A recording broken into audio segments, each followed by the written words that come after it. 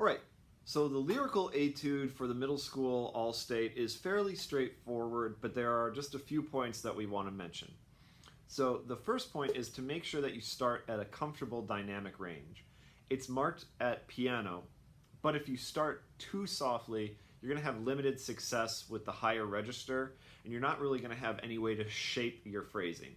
So rather than piano, I would encourage you to start somewhere around a nice, comfortable mezzo forte. You can always pull it back a little bit, but it's better to start and have something to play with rather than starting too softly and not having anywhere to go. So subdivision is going to be key in this etude. Throughout the exercise, I would encourage you to subdivide in eighth notes and then also to practice at home using articulated subdivisions. This is going to be very helpful to you as you place the 16th notes in the second bar, as well as counting through the rests accurately.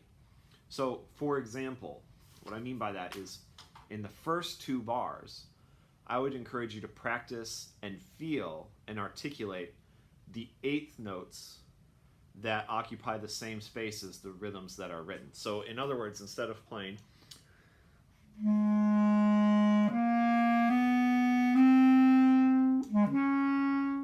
and sort of guessing at where that 16th note gets placed, I would practice articulating the eighth notes.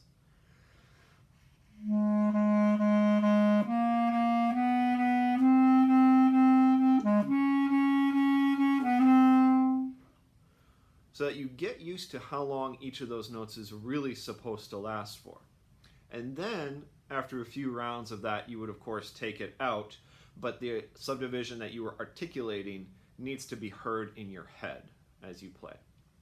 It's hard to see this, but if you look at measures 9, 10, and 11, there is a crescendo there, and it should arrive at forte in bar 12. That's going to help with your phrase shape.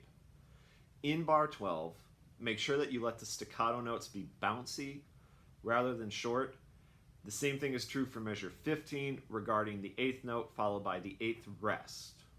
And then finally, I think in terms of soft playing, really your softest playing should be at the very end. So a nice diminuendo would be appropriate, especially as you go through the last measure. Feel free to taper that off nicely.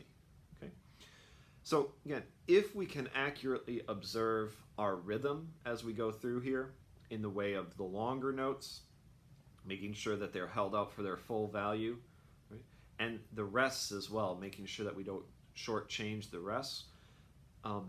This etude is fairly straightforward. No special fingerings, nothing terribly complex. So make sure that you give good attention to rhythm as well as a light, bouncy style towards the end of the etude.